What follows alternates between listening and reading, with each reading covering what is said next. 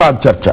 ऐसे में आज का सबसे बड़ा सवाल, बेरोजगारी हुई कम, सरकारी दावे में कितना दम, और नौकरी नहीं रोजगार लगाएगा बेड़ा पार। यानी कि अब नौकरी की बात करना बेमानी है, रोजगार की बात की जाए क्या।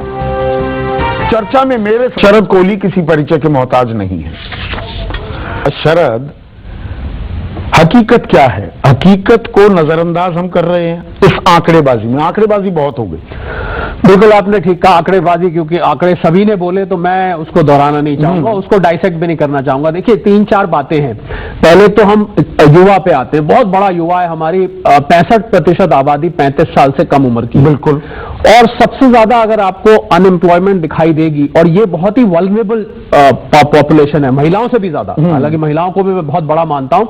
तो मुझे लग रहा है यूथ में जो स्किल है, मैं साथ साथ सोल्यूशन की भी बात करूंगा, यूथ में जो स्किल है वो मिसिंग है। हम जो ग्रेजुएट बनाते हैं, BA, BCom, BSc, ये खाली डिग्रियां हैं, ये आपको नौकरी के लिए तैयार नहीं करती। पहली बात तो यूथ में बहुत बड़ा अनएम्प्लॉयमेंट का नंबर है, टोटल अनएम्प्लॉयमेंट नंबर में से। मैं अब आंकड़े दोहराता नहीं। अब महिलाओं को ले तो केवल 22.5% महिला इस देश में वर्कफोर्स में काम करती है। इसका मतलब अगर आधी आबादी 70 करोड़ हमारी महिलाओं की है, तो इसमें से 22% महिलाएं काम करती हैं। 14-15 करोड़ मोटा मोटा।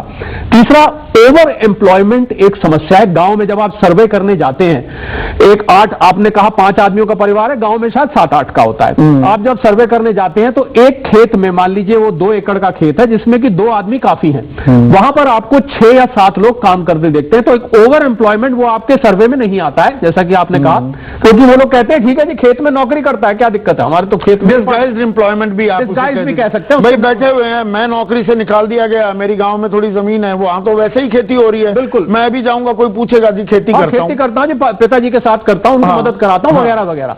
तीसरा है जिसको मैं बोलता हूं डिग्रेडेड एम्प्लॉयमेंट, जो आपने बीच में जिक्र किया कि जो स्किल मेरे पास है, जो तनख्वाह मुझे मिलनी चाहिए, मैं ना तो उस स्किल पे काम कर रहा हूं। आपने अभी चपरासियों की MA और MSc की एप्लीकेशंस की बात करी। मान लीजिए उसको नौकरी मिल जाती है, 8वीं वाले की नौकरी MA को मिल जाती है, उसको मैं डिग्रेडेड एम्प्लॉयमेंट कहता हूं। ना तो उसको तनख्वाह उसकी काबिलियत के हिसाब से मिल रही है, ना ही उसको वो नौकरी, इसको हम अंग्रेजी में कहते हैं fitting a square peg in a round whole, मतलब आप गलत आदमी को गलत जगह फिट कर रहे हैं। ये दूसरा, अमेरिका की अनएम्प्लॉयमेंट की रेट कल ही निकल के आई, वहां पर अनएम्प्लॉयमेंट 4% है। 33 करोड़ की आबादी है, हमारी 140 करोड़ की आबादी है, तो 4% वर्सेस 4%, ये तो मतलब अनइमेजिनेबल फिगर लगती है, पहली बात तो।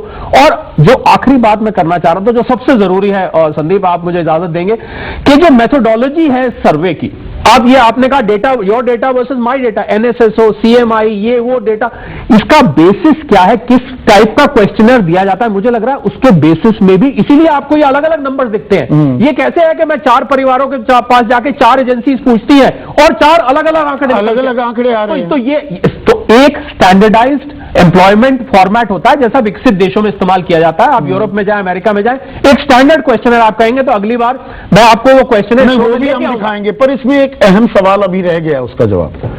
भाई, नौकरी और रोजगार, देखिए इनमें फर्क है जी। नौकरी पक्की नौकरी है, अब नौकरी सरकार नहीं दे सकती है, तो नौकरी तो आप दे नहीं रहे, और रोजगार ही सारा बेड़ा पार लगा देगा। रोजगार में तो, और मैं डिग्निटी ऑफ लेबर का बहुत बड़ा पैरोकार हूं, पर समोसे तलना, चाय बनाना और एक बाकायदा किसी प्राइवेट फर्म में काम करना, इसमें फर्क है ना।